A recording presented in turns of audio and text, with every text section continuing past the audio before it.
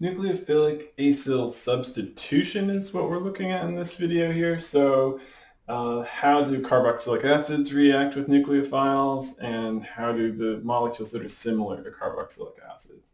So anything with a carbonyl carbon and then something can act as a leaving group, right? So a chlorine or a bromine, maybe even a hydroxide, even though it's not a good leaving group, we can do those sort of reactions, right? So the acyl, of course, is a short name for this group, right? So C double bond O with some sort of carbon on the end and some kind of leaving group. So I want to look at the reaction in generic and talk about why it goes this way, and then look at a more specific example that we can follow for most of our strong nucleophile reactions. But it's a substitution, right? So it involves a nucleophile. It's a substitution. The name is helpful in this case.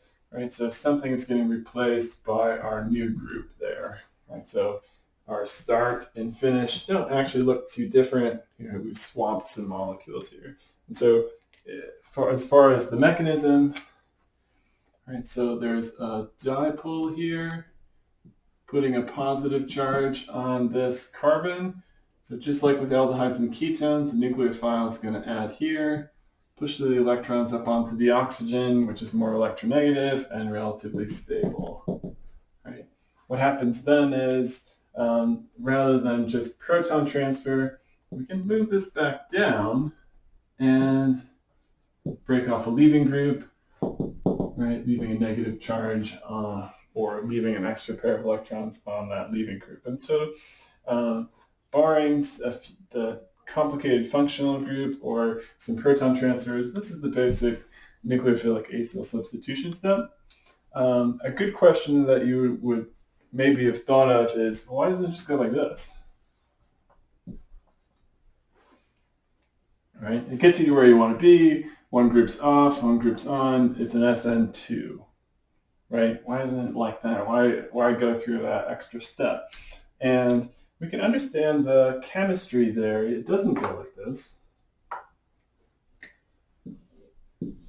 Right? In large part because of that pi bond. So what people have figured out experimentally, and what should make sense in terms of chemistry, is this reaction is happening to the pi electrons.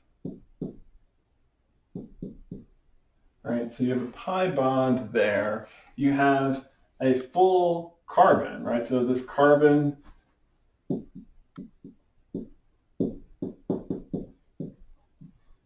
has 4 bonds. If we're going to make a change here, then the nucleophile needs to make a new bond, and we need to break one of the other ones. So as the nucleophile starts donating its electrons into this carbon, something has to go, right? Something has to move out of the way. There's not enough room around carbon for 5 bonds. Can't make structures like that. So a good question would be, well, what's the easiest to add to, right? What's the weakest bond? What's the hardest? What can we break here? So yeah, you might have a good leaving group here, but also these pi electrons are in a much easier space. So one of the key pieces of reactivity of pi electrons is, on the whole, 2 bonds is better than 1. You make a really strong bond here, but the pi electrons tend to be reactive. So our nucleophile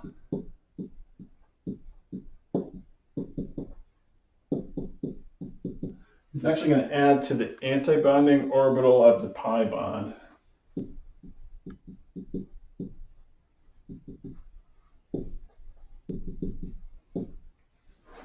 Right, and where's that going to be, right? Our pi electrons are taking up the space around the carbon-oxygen double bond. The antibonding orbital, which is hard to draw in 3 dimensions, it's going to be kind of sticking out here. So if we could see it, it'd be kind of pointing out away from the board and back. Right, so our pi star, which is the easiest, the lowest energy for this nucleophile to add to, our nucleophile is going to dump its electrons in there, and as we start filling that orbital and making a new bond there, it's going to start breaking and moving the pi electrons up, right? So it destabilizes, moves them up. So why do you go through that extra step? Well, that's what people have found happens. The nucleophile adds to the anti-bonding orbital of the pi bond, but then it can reform, right? And if it's going to do that, breaking off the better leaving group is going to be the more favorable step there.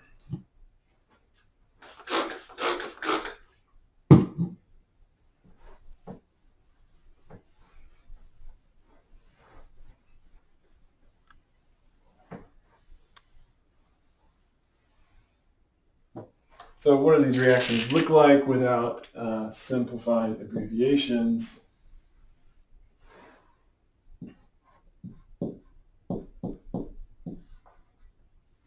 Hold on a second. Not quite as dry as I'd hoped for.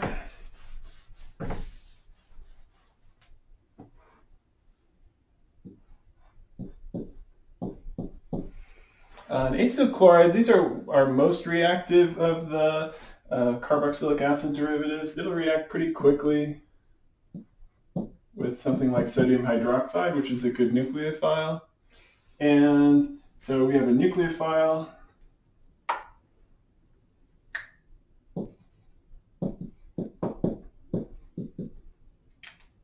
And we have a leaving group.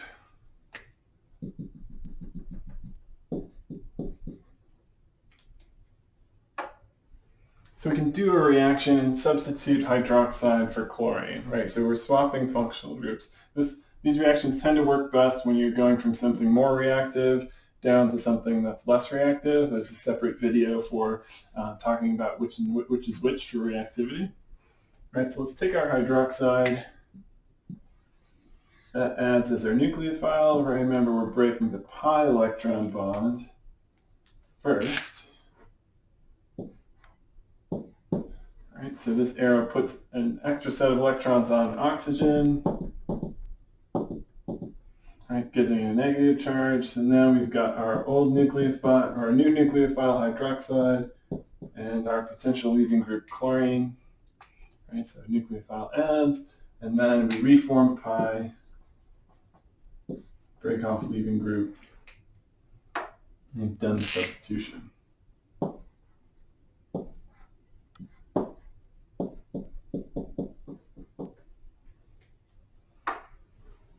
And for reactivity's sake, right, there's some subtleties to it in the video, but we should also look at, like, what did we start with, right? So if we're starting with hydroxide, oxygen with a negative charge, smaller atom, very reactive, right, we're ending with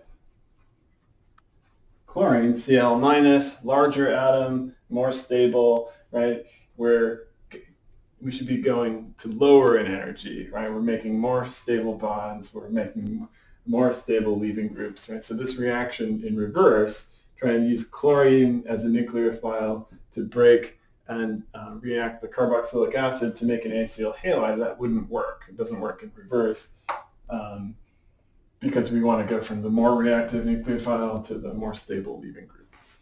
But yeah, the reactive functional groups like anhydrides and acyl chlorides will react with strong nucleophiles, pretty simply follow our generic mechanism and do a substitution.